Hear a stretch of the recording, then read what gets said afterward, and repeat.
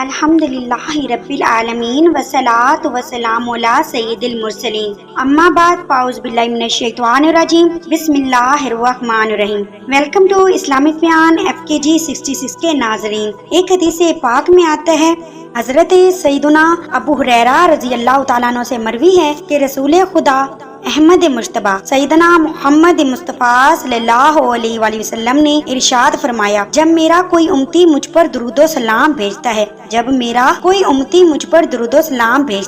تو اللہ عز و جل میری قوت گوئی لٹا دیتا ہے اور میں اس کا جواب دیتا ہوں۔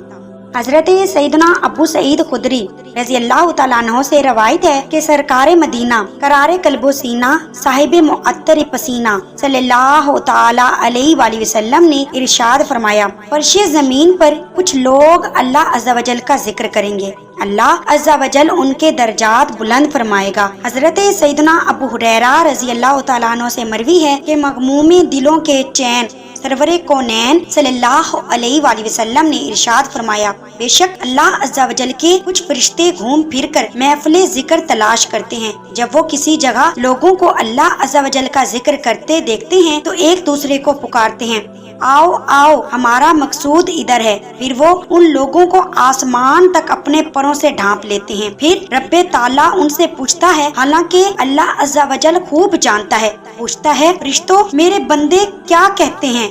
فرشتے عرض کرتے ہیں، مولا وہ تیری تسبیح پڑھتے ہیں، تیری حمد اور عظمت بیان کرتے ہیں۔ تو اللہ عز و جل ارشاد فرماتا ہے، کیا انہوں نے مجھے دیکھا ہے؟ فرشتے عرض کرتے ہیں، نہیں دیکھا۔ تو اللہ عز و جل فرماتا ہے، اگر وہ مجھے دیکھ لیتے تو کیا کرتے؟ فرشتے عرض کرتے ہیں، اگر وہ تجھے دیکھ لیتے تو تیری بہت زیادہ عبادت کرتے اور زیادہ شوق کے ساتھ تیری تسبیح اور بزرگی بیان کرتے۔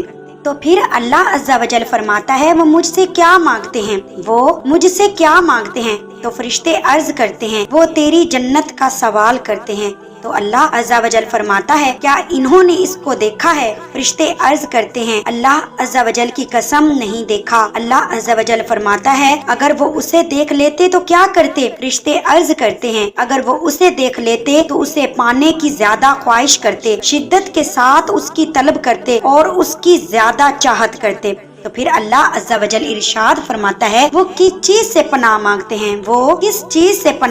ہیں؟ تو فرشتے عرض کرتے ہیں، یا اللہ عز و جل وہ جہنم سے پناہ مانگتے ہیں۔ تو اللہ عز و جل ارشاد فرماتا ہے، کیا انہوں نے جہنم کو دیکھا ہے؟ تو فرشتے عرض کرتے ہیں، اللہ عز و جل کی قسم نہیں دیکھا۔ تو اللہ عز و جل ارشاد فرماتا ہے، اگر وہ اسے دیکھ لیتے تو کیا کرتے؟ فرشتے عرض کرتے ہیں، اگر وہ اسے دیکھ لیتے تو اس سے نجات پانے کی زیادہ کوشش کرتے اور اس کے خوف سے بے قرار ہو جاتے۔ تو اللہ عز و جل ارشاد فرماتا ہے، تم گواہ رہنا میں نے ان سب کو بخش دیا۔ سبحان اللہ۔ ایک فرشتہ عرض کرتا ہے، فلاں شخص ذکر کے لیے نہیں بلکہ کسی اور کام کے لیے آیا تھا۔ تو اللہ عز و جل فرماتا ہے، یہ ایسے لوگ ہیں جو بھی ان کے پاس آ کر بیٹھ جائے محروم نہیں رہتا۔ سبحان اللہ۔ ام المومنین سیدنا عائشہ صدیقہ رضی اللہ تعالیٰ عنہ فرماتی ہیں کہ حضور اکرم نور مجسم صلی اللہ تعالیٰ علیہ وآلہ وسلم نے ارشاد فرمایا، بروز قیامت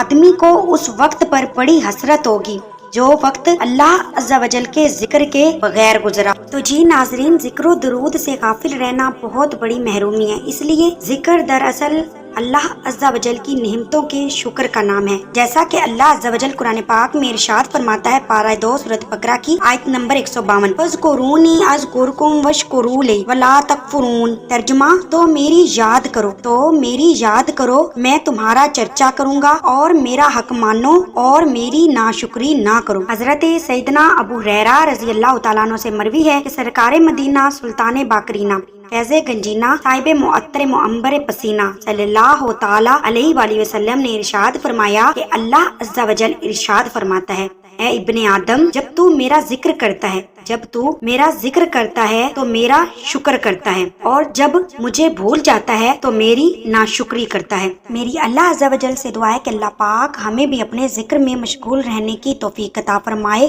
کیونکہ ہمارے پیارے آقا صلی اللہ علیہ وآلہ وسلم نے ارشاد فرمایا ہے کہ سب سے بہترین ذکر لا الہ الا اللہ ہے، اور سب سے بہترین دعا الحمدللہ ہے۔ میری اللہ عز و جل سے دعا ہے کہ اللہ پاک ہم سب کو بھی کثرت کے ساتھ اپنے ذکر میں مشغول رہنے کی توفیق عطا فرمائے، اور ہم سب کو اس پر عمل کرنے کی بھی توفیق عطا فرمائے، آمین بجاہ النبی الامین و صلی اللہ تعالی علیہ وآلہ وسلم۔